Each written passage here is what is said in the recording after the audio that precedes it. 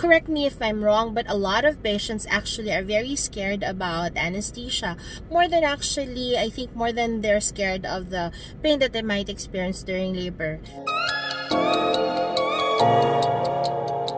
Hi everyone, this is Doc Mitch. I'm actually on my way to Delgado because I have a patient in labor. So it's a perfect time to actually talk about the different anesthesias that you may actually opt for when you are in labor. So I will be working with Dr. Mary today. So I will be recording the video with her, and I hope this is going to be very helpful. Correct me if I'm wrong, but a lot of patients actually are very scared about anesthesia. More than actually, I think more than they're scared of the pain that they might experience during labor. So a lot of the patients usually ask questions on the different options they may have. So in this video, we will be talking about the different kinds of anesthesia that you can actually ask your doctor about, and hopefully through this video we can make you decide on what kind of anesthesia you would want. Hi everyone, I'm here with my partner now, Dr. Mary Del Reyes. She's actually a very good anesthesiologist and a very, very good friend. Now, this is actually just a video to discuss, as I promised, the different kinds. Look, wait, my video is moving. Okay, wait. To discuss the different types of anesthesia that we can actually use during labor. So, Doc Mary, can you tell us about it? Okay, well, basically, during labor, you have either two choices, either general anesthesia or you can go with regional anesthesia. Okay, so when do we go general anesthesia? Well, it would depend actually on the patient. Uh-huh. Okay, it's basically patient's choice. Okay, we give them the option. Okay, and we explain the options to them. Alright. So whether it's regional or general anesthesia, we have to explain the options to the patient. So usually I actually discuss to them, hi Dr. Say hi to Dr. Ruiz. We're doing a video. She's also one of the big time anesthesiologists here. Anyway, so we're discussing. I usually talk to them about twilight anesthesia. Can you tell us about twilight anesthesia? Well, twilight anesthesia. Ang daming tanong ng mga patients din eh. Twilight anesthesia is general anesthesia where you only give sedation. Okay, the medications are given through the IV. Pero may tusok pa rin yan, Doktora? Diba? Yung tusok ng IV, yun. No tusok sa likod. Yun ang concern nila eh. I know. Yung fear nila na may tusok sa likod. Twilight is basically sedation. Okay. So, ano yung Doktor, yung questions kasi nila is, what is saddle block?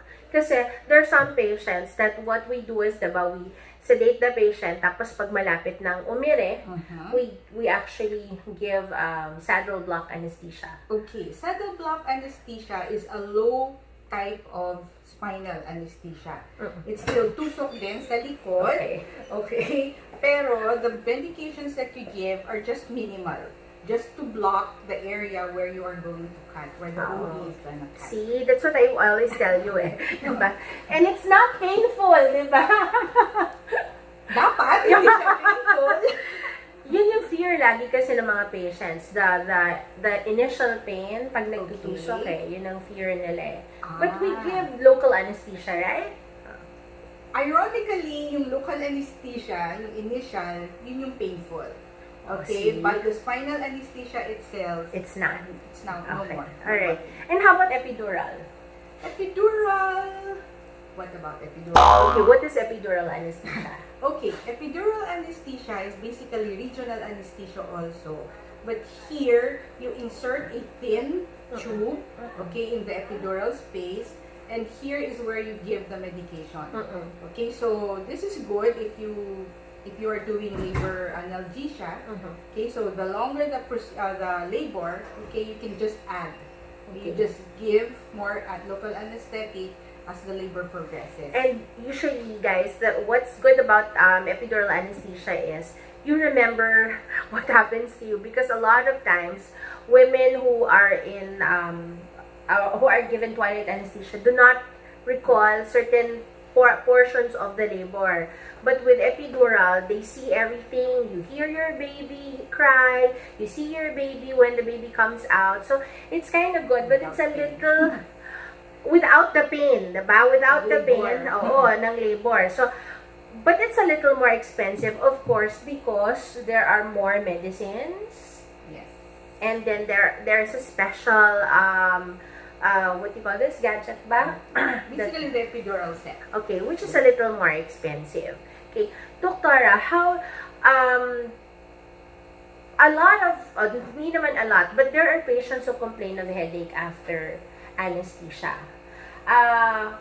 That's the spinal headache. So, what's your advice if they experience this? Kasi there are some patients who panic. Yes.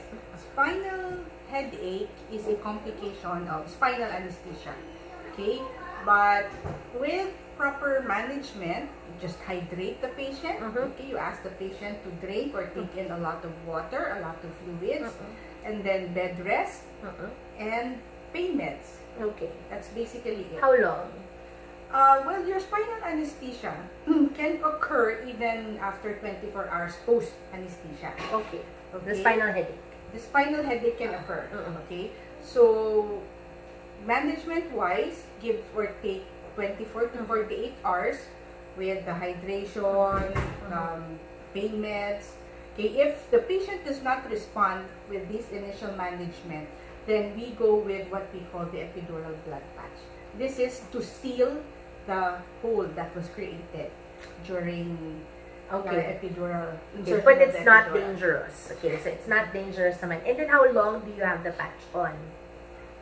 The patch basically, it's blood. Okay, you... Okay. Basically, She's what very we new do, to me. I'm an OB. I don't know this. Okay, so basically what we do is we get blood, we extract blood from the patient. Okay, so we use the blood of the patient. And then we perform the epidural. And then once we locate the epidural space, that's where we give the blood.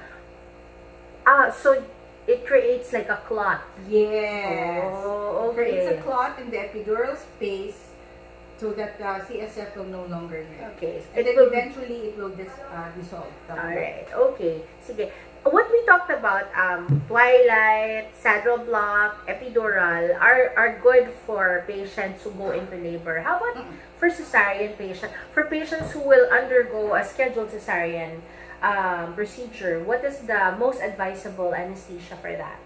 For those elective patients? cesarean procedures, most commonly we use spinal anesthesia. Okay, for the faster onset, okay, of the anesthetic. And what else? Easier, faster recovery also.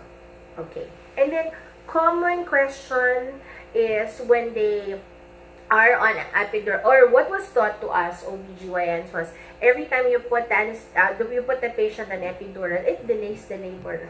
Why is that so? I guess it would depend on the concentration of the local anesthetic that is being given. Okay? Since this is labor analgesia, what you're supposed to be only giving is a diluted concentration of the local anesthetic, which should not. Which, yes, I know. With our patient, the patient that we just finished now, sobrang fast, diba? She was actually 6 cms when Dr. Mary put the epidural, and after an hour, she was already almost fully dilated. So, see, faster labor, lesser expense. Okay. Any parting words, Doctor? Any advice to the patients who are actually deciding what kind of anesthesia they would want when I they guess go into my only labor? advice would be to know, okay, to talk to your anesthesiologist, okay, and you talk to them about the options of anesthesia. Okay, that way you will have a better understanding, okay, of the different kinds of anesthesia that can be given during labor. Yes, because the anesthesiologist naman talk to you before, during the time that you're in labor, and then she discusses everything. So, thank you, Dr. Mary. Thank you, Okay, we Doctor. can actually discuss a lot of things again. Okay, bye-bye. Thank you. Thanks for watching. Hi, so I hope you found our short discussion very helpful. And so, thanks for watching. Bye-bye.